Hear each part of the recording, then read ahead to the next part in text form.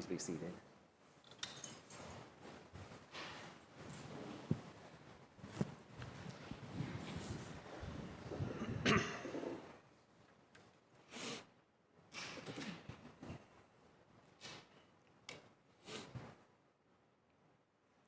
I love walking through graveyards.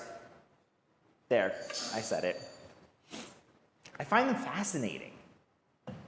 I like the variety of the gravestones. I like to read the inscriptions. I'm curious when someone's life was short. And I'm equally curious when someone's life was long. I wonder what the quotes, or the symbols, or the monuments meant to the person who died. Do they mind if I walk on top of their resting place? Why is this one so well tended and this one not? I even enjoy the macabre thoughts that come to me.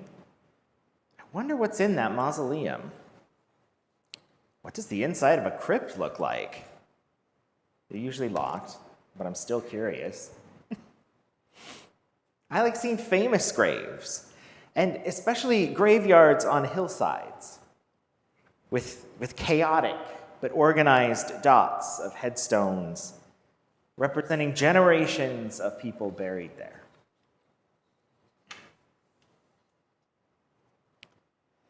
The most incredible that I have ever seen is the Jewish cemetery on the Mount of Olives in Jerusalem.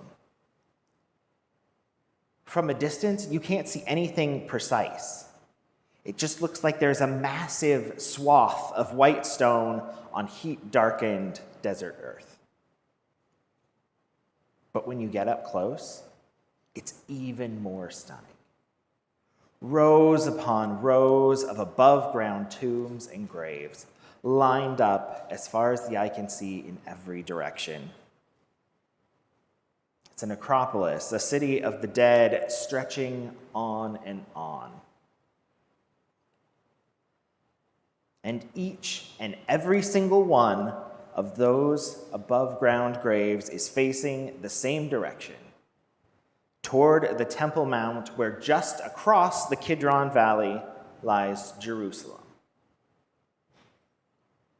Each body is waiting for the Messiah, waiting for the call to rise up, to move their long, stiff, and lifeless limbs and ascend back up to the face of the earth.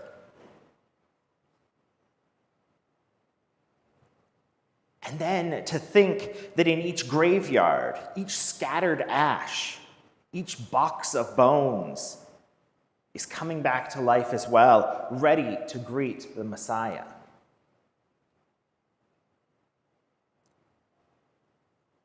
And yet, for all of the awe that I feel, my first thought of what this resurrection looks like are not hopeful or even religious. It's kind of far from it. I picture a horror movie, a zombie movie to be exact, with arms clawing their ways through the dirt just to get to the light of day. Maybe out of sight, it is like Ezekiel and his valley of dry bones. What starts as just bones and dust, the end point of decomposition, starts to shake, starts to rattle, and bones connect, and sinews, and finally skin shrouds the now bodies. But Ezekiel knows there is no breath in them. Imagine it. You're standing at a distance, watching this desolate valley of dry bones come to life. Bones start moving and looking like a human again, but then they are stopped short. There is flesh, there is movement, but there is no breath, or spirit, or soul in them. A massive throng of people slowly crowding each other out of the valley, walking with no purpose, aimlessly and mindlessly.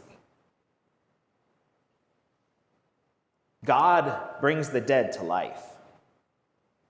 But first, God must breathe on them and give them spirit. Without it, they are animated, but not alive.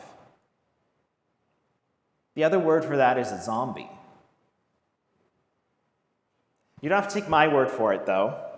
According to the Zombie Research Society, and yes, that is apparently a real thing, a zombie is a biologically definable, animated being occupying a human corpse.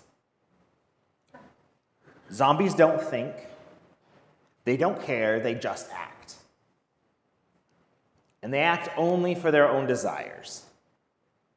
They don't care if another zombie lives or dies. They don't take care of each other. They don't care, period. And I think that is what makes them so terrifying to us. They may look like a human. They may even move in a humanoid way, but they're not really. And to make matters worse, they're not actually confined to the realm of fiction. There are plenty of people walking through the world unconcerned for others, who only want what is best for themselves at any cost. That is not a life fully lived. That is not a life filled with the Spirit of God. The Spirit, the soul, the divine spark makes us long for connection, to seek out others and to love them. That is what makes us fully human, made in the image and likeness of God. And if the pandemic has taught us nothing else, it's that we are actually surrounded by zombies. People that are animate yet uncaring. I don't need to name names. I'm sure you can think of all of your own examples. But I'm grateful that God doesn't stop there with Ezekiel, with this valley of zombies. There is one more prophecy, the breath, or the spirit, or the soul. The final act that took Adam from a lifeless ball of clay in Genesis to becoming the first human. God breathed out God's Spirit, and they were filled. And then they were alive. God declares through the prophet, "I will put my Spirit within you, and you shall live. And I will place you on your own soil. Then you shall know that I, the Lord, have spoken and will act."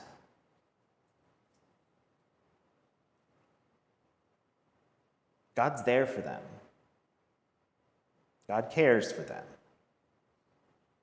And I think we're tempted to look at a story like this with its vast multitudes and find it hard to place ourselves in it. But are you ever burnt out? Or, to paraphrase Ezekiel, do your bones ever feel dried out? Is your hope ever lost? Do you feel cut off from one another, maybe from yourself or from God?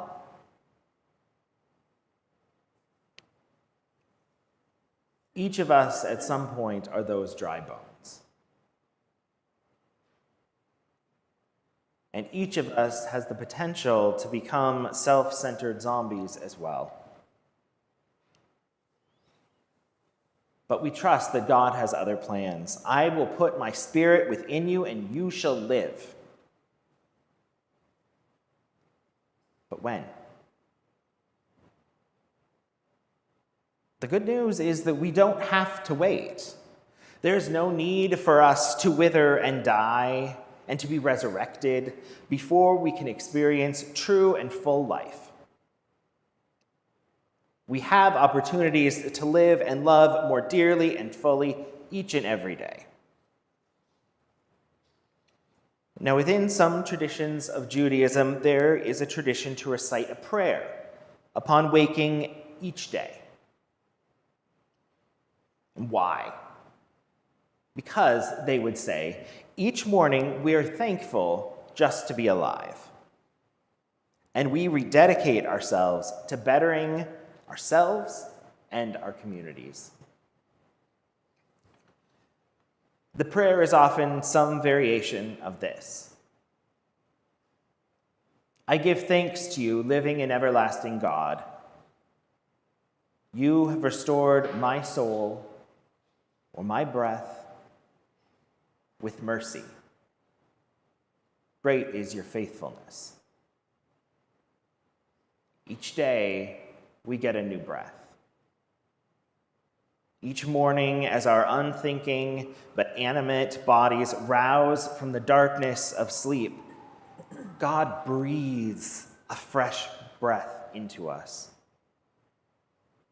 With that breath is a new chance to turn from selfishness to generosity, from seeking our own desires to caring for those around us, for living not just for ourselves.